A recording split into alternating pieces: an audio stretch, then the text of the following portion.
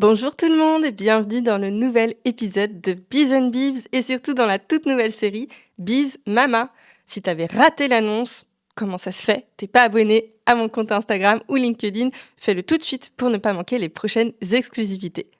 Si t'as raté ce que c'était Biz Mama c'est un tout nouveau concept Biz and Bibs.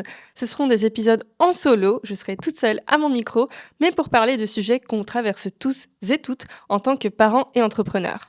En concret, ça donne des sujets comme la charge mentale de la logistique familiale, les finances quand on est parent et entrepreneur, la galère des cadeaux de Noël, bref, il y a plein de sujets que j'aimerais évoquer avec toi dans cette nouvelle série d'épisodes. J'essaierai au maximum pour chaque sujet de te partager mon ressenti, mon propre vécu, mais aussi mes propres astuces, des idées et aussi, pourquoi pas, tes propres idées si tu veux participer. Je vais essayer de voir comment rendre ce format d'épisode un petit peu plus interactif. J'ai plein d'idées en tout cas et j'ai hâte de te les partager. Pour le premier épisode de Biz Mama, j'avais envie d'aborder un sujet très touchy quand on est parent, mais aussi quand on est entrepreneur et tu vas vite comprendre pourquoi. C'est l'adaptation à la crèche et même l'adaptation à l'école, la rentrée des écoles pour les enfants. Parce que oui, l'adaptation à la crèche, c'est parfois plus traumatisant pour les parents que pour les enfants. C'est un énorme trou dans une semaine ou même sur plusieurs semaines pour les parents. Et surtout quand on est entrepreneur, on le sait, le temps, c'est de l'argent. Donc comment est-ce qu'on fait pour s'organiser pendant cette période si spéciale et qui en plus arrive au tout début de l'année scolaire, en septembre, et on le sait, c'est the mois pour ne pas rater d'opportunités. Et quelles ressources trouver quand c'est difficile pour l'enfant, pour le parent, ça arrive, et moi ça m'est arrivé. Je vais te raconter tout ça.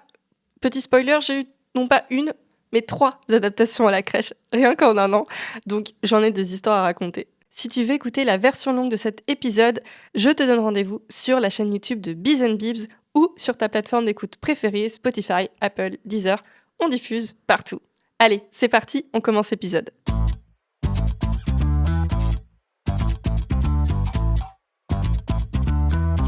À l'heure où je te parle, mon fils, il a 19 mois et il a déjà fait 3 adaptations à la crèche. Il a commencé la crèche l'an dernier, à 7 mois, on vivait alors à Barcelone. Franchement, cette adaptation-là, rien à dire, ça s'est passé super, super smooth. Je pense qu'il était trop petit pour vraiment réaliser ce qui se passait. Par rapport à la France, en fait, on n'était pas du tout obligé de rester dans la crèche même quelques heures avec les autres enfants et les éducateurs ou les éducatrices. La première journée, il est resté 2-3 heures, il me semble, et la deuxième journée, ça devait être pareil. Et en fait, c'est si bien passé qu'il est resté 6 heures. J'ai un peu honte de le dire, mais on était contents, voilà, qu'il s'y sente bien, en fait, et puis que nous, on puisse bosser, on va dire, normalement. Et franchement, à partir de là, il a fait des journées complètes là-bas. La séparation le matin n'a pas été difficile. Oui, il y a eu des matins qui étaient un tout petit peu plus durs que d'autres, mais ça n'a rien à voir avec les 2 autres adaptations que je vais te partager juste après. Et c'est pour ça que je pense que le changement a été d'autant plus difficile pour moi et pour mon mari et pour mon enfant quand on est arrivé en France.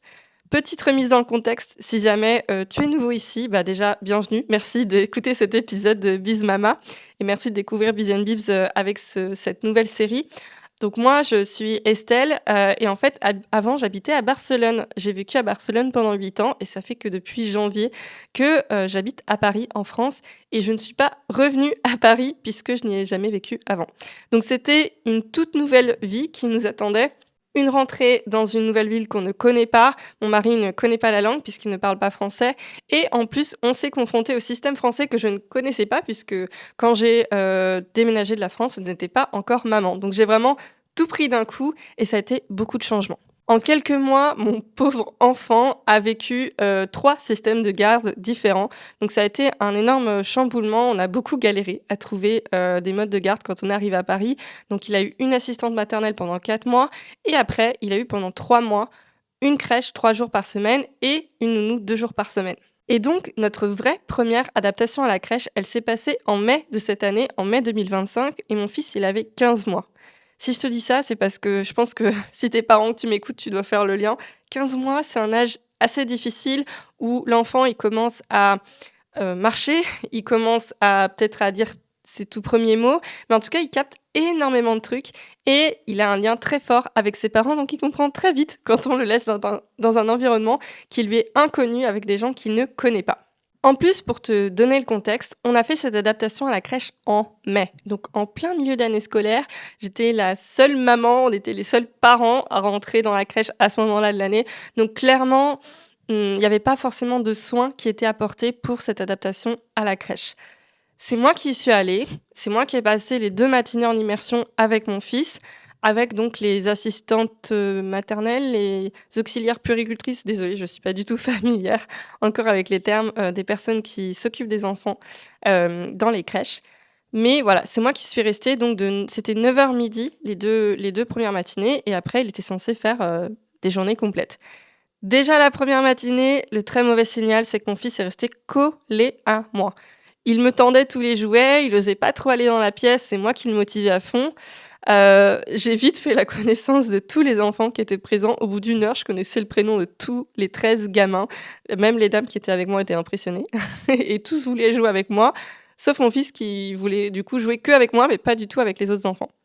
Donc ça s'est plus ou moins bien passé, mais c'est vrai qu'on a senti qu'il avait du mal à, se familiariser à ce nouvel environnement.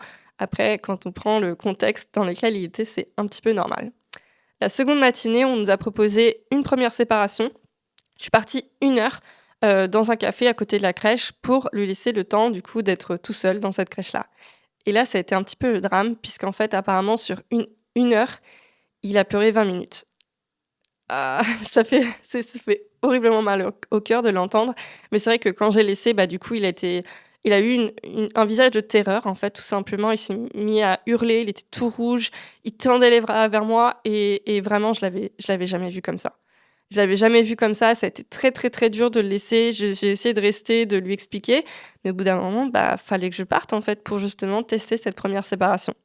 Et clairement, quand je suis rentrée et enfin, quand je suis revenue dans cette crèche et qu'on m'a dit, «Ah, il a pleuré 20 minutes», ouf, ça a été un sacré coup. Et c'est là que je me suis dit: «Mais comment on va faire pour la suite?» Et ben, je peux vous donner le spoiler, c'est que ça a été très, très, très, très compliqué. S'en est suivi 1 mois où tous les matins, c'était une séparation déchirante avec mon enfant et j'ai tout testé.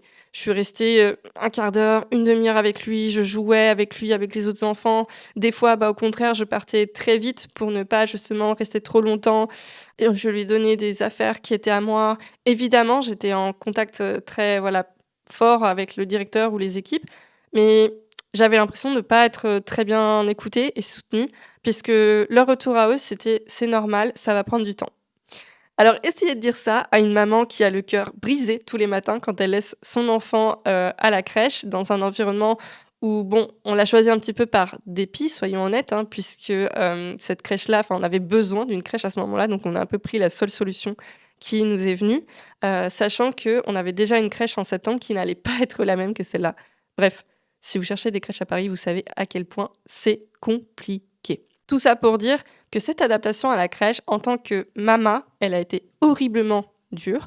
Pour mon enfant, ça a été très dur et finalement, ça a aussi un petit peu impacté mon business parce que, bah, clairement, tous les matins, j'avais du mal à mettre dedans parce que je pensais à mon fils qui avait dû pleurer beaucoup, et même s'il nous assurait qu'après, dans la journée, ça allait, nous, ce qu'on a remarqué, c'est qu'il dormait énormément, à cette crèche-là, au tout début en tout cas, et que du coup, on se disait qu'en fait, il compensait le fait d'être pas bien, de dormir autant. Je vais pas m'épancher sur le sujet, ça a duré un bon gros mois et après ça allait un petit peu mieux, mais bon, quand on savait qu'il allait rester que 3 mois dans cette crèche-là, bah, 1/3 du temps finalement, c'est énorme et ça a été quand même assez compliqué pour nous. En septembre, il y a quelques semaines donc, rebelote, nouvelle adaptation dans une nouvelle crèche. Pour le coup, l'expérience n'a pas du tout été la même et je n'ai rien à redire. Le schéma était similaire mais quand même beaucoup plus long puisque cette fois ça a été toute une semaine et vu l'expérience précédente qu'on a vécue avec mon mari, mon enfant, eh bien, on a décidé d'y aller à 2 pour cette adaptation à la crèche. Enfin, du coup, on était 3. Il y avait mon mari, moi et mon fils.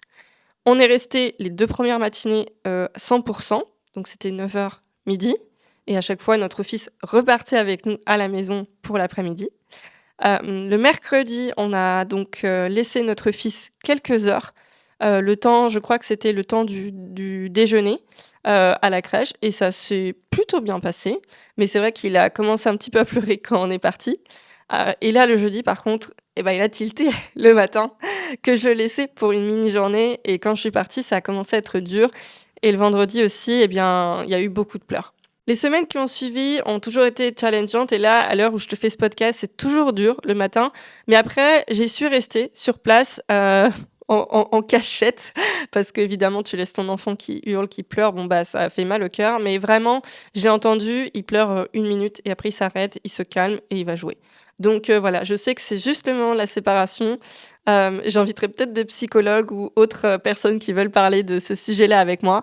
Mais je sais que ça peut être difficile et surtout là maintenant il a 19 mois, donc c'est vraiment il est à la limite entre le bébé et le petit garçon, il comprend énormément de choses, mais après franchement ça n'a rien à voir, il s'y plaît dans cette crèche, il joue, il mange bien, il dort, il a des petits copains, donc rien à redire. Tout ça, tout ce blabla, c'était sur ma casquette de maman. Mais ici, on est sur un podcast Biz and Bibs, donc on parle aussi d'entrepreneuriat. Et là, je vais prendre ma casquette de Biz et comme tu peux t'y attendre, eh ben, la semaine d'adaptation, quand t'es entrepreneur, ça fait mal. Ça fait mal parce que c'est une semaine à trous. C'est une semaine où t'es à moitié à la crèche et à moitié t'as ton enfant chez toi. Donc tu ne peux absolument pas bosser. Moi, clairement, je m'approche d'un ordinateur avec mon fils dans les parages. Il me tire sur le pantalon, il veut toucher à l'ordinateur ou l'envoyer bouler parce qu'il veut pas du tout que je travaille. Donc c'est ultra compliqué de bosser dans ces conditions-là. Et comme on aime bien les challenges dans cette famille, eh bien, mon mari aussi est entrepreneur. Alors, autant vous dire que cette semaine d'adaptation, ça a été une vraie galère pour notre métier. Ce qu'on a fait, c'est qu'on s'est vraiment organisé en mode militaire pour pouvoir travailler. Pendant qu'il y en avait un qui avait un call, l'autre, il a emmené mon fils au parc jouer dehors et vice-versa. On se laissait des créneaux de 2 heures max pour pouvoir gérer l'enfant, tandis que l'autre bossait. C'est ce qui nous a permis de pouvoir quand même toucher un peu à nos mails, répondre à nos clients pendant cette semaine-là, mais clairement, il n'y avait rien d'urgent. Et d'ailleurs, reste jusqu'au bout de cet épisode parce que je vais donner mes tips pour survivre à cette semaine d'adaptation, que ce soit donc en tant que parent, maman, papa, si t'es pas entrepreneur, ces conseils-là vont t'intéresser, mais aussi en tant qu'entrepreneur, et j'ai des conseils spécialement pour toi. D'ailleurs, si tu es à ton compte, que tu es entrepreneur, j'ai un super conseil que je vais te sortir de mon chapeau tout de suite, et ça s'appelle Time. Time, c'est le sponsor de l'épisode du jour. Je fais une toute petite pause pour te parler de ce super outil de facturation en ligne. Si tu ne les connais pas, que tu galères avec ta compta, ta trésorerie, franchement, fonce chez eux. Time, c'est une plateforme du coup de facturation en ligne où tout est digitalisé. Tu crées tes devis, tu crées tes factures, tu peux relier l'envoi de tes factures et devis à ton comptable, tu fais du suivi de trésorerie, tu peux avoir aussi du coup un prévisionnel. Si tu choisis l'option avec un compte pro, tu as aussi ton compte pro qui est relié à ta plateforme Time. C'est vraiment un outil tout en un pour les entrepreneurs, pour leur enlever de la tête cette charge mentale de la gestion des finances, de la comptabilité, parce que on le sait, septembre, c'est un gros mois de rentrée, on fait du prévisionnel, on achète des nouveaux outils, on s'inscrit à des événements qui peuvent être payants, donc il y a parfois de grosses sorties d'argent, on s'inscrit à des nouveaux réseaux professionnels, tu as pris ton abonnement pour la communauté Biz and Bibs, et on a donc des grosses sortie d'argent, on peut avoir aussi des grosses rentrées puisqu'on peut signer des nouveaux contrats. Donc c'est ultra important d'être sur sa trésorerie, sur sa comptabilité.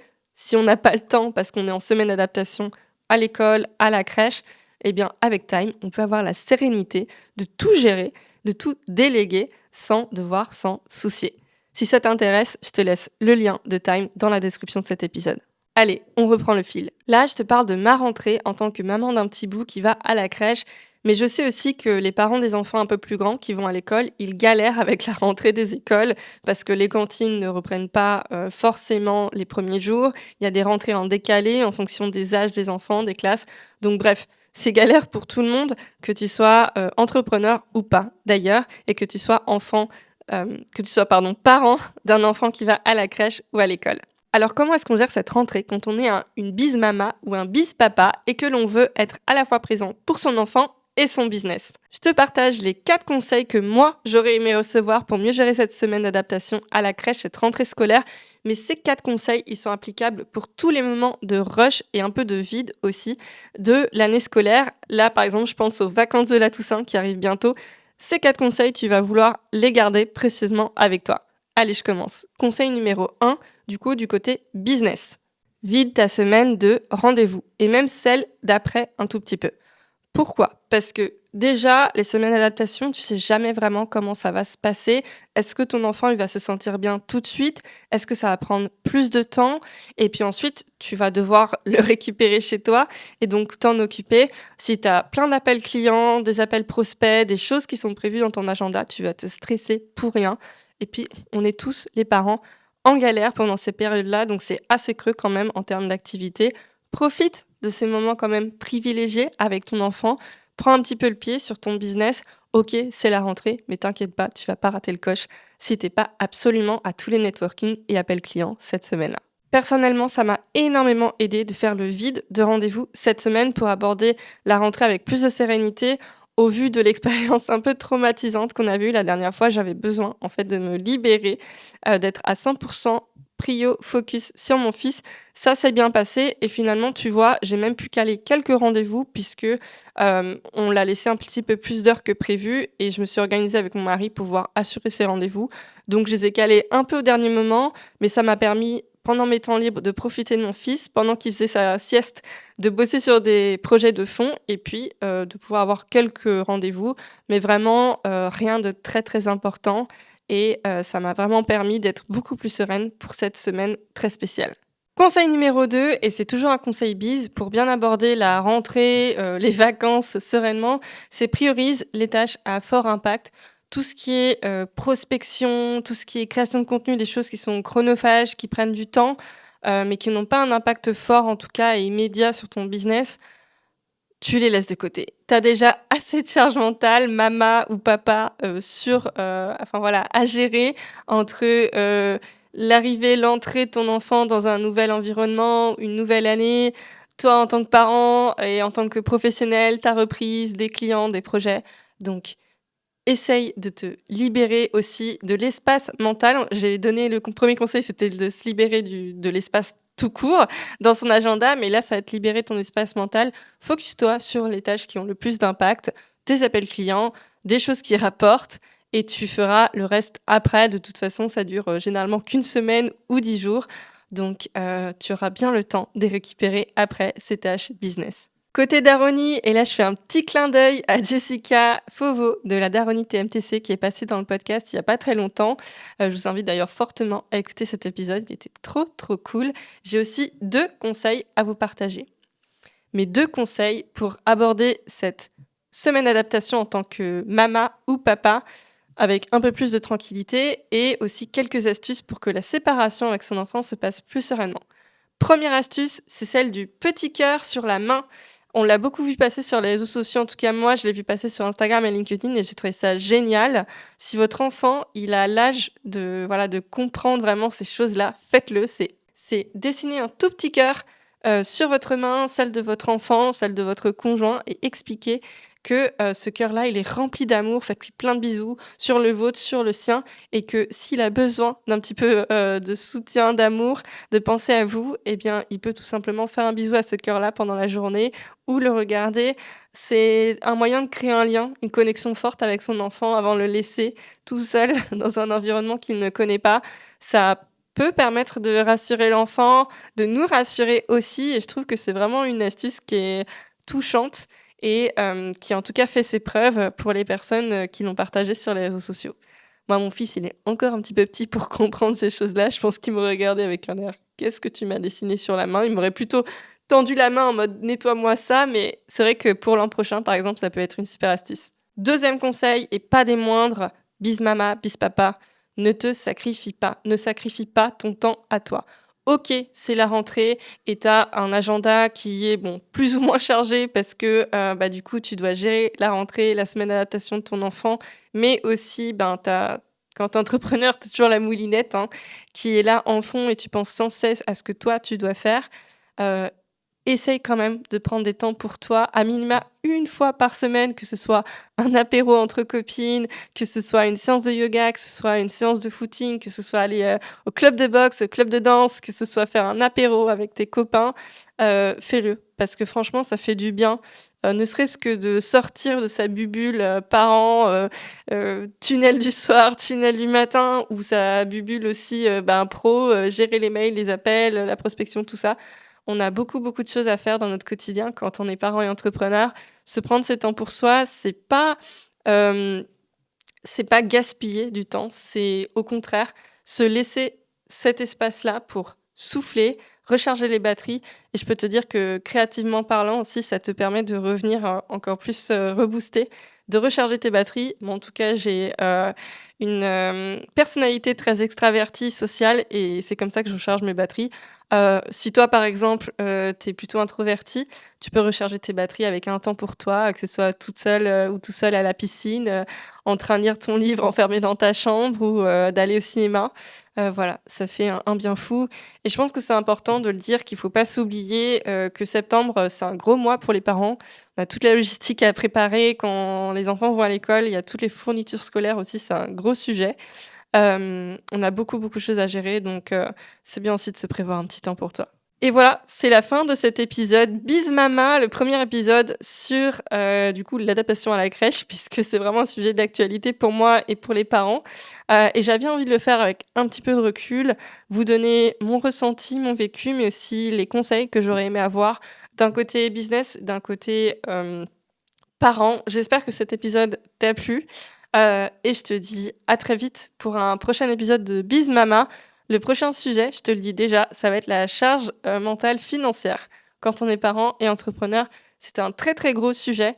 Donc déjà, si l'épisode que tu viens d'écouter t'a plu, laisse un petit commentaire sur ta plateforme de podcast préférée en me disant comment s'est passée ta semaine d'adaptation.